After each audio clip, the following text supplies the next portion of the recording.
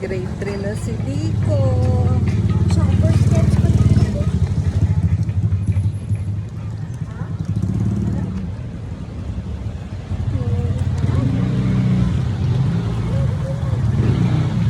First day of school.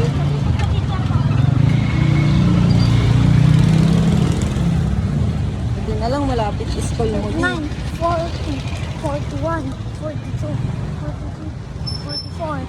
Mami, Si Sky pang hapon eh. Mami, siguro nga yung tulog pa po sa sky. Tulog pa yun. Pang hapon siya eh.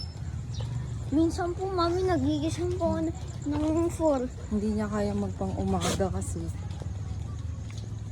lagi silang puyat. Eh, bakit lagi po sila napupuyat? Eh, hindi sila na ano eh. Si Light yata laging puyat. Hindi natutulog ng maaga.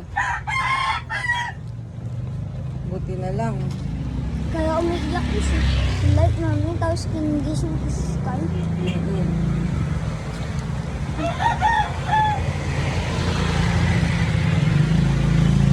Ito na tayo sa school. Mami, 1 minute na po naglalakad, kumain pa itong school. Mami, 1 minute and 50 seconds. Mami, oh, magto 2 minutes na po tayo patungong school. Dun sa harap yung entrance. 4, 5, 6, 7, 8, 9, 10, 11 pa rin po ako. Oo.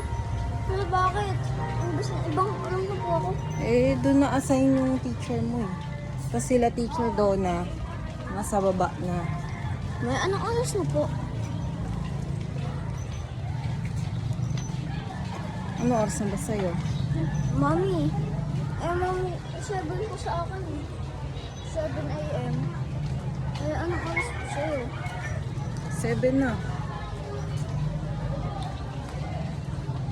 Tila, 2 minutes pa. Mapatungo school eh.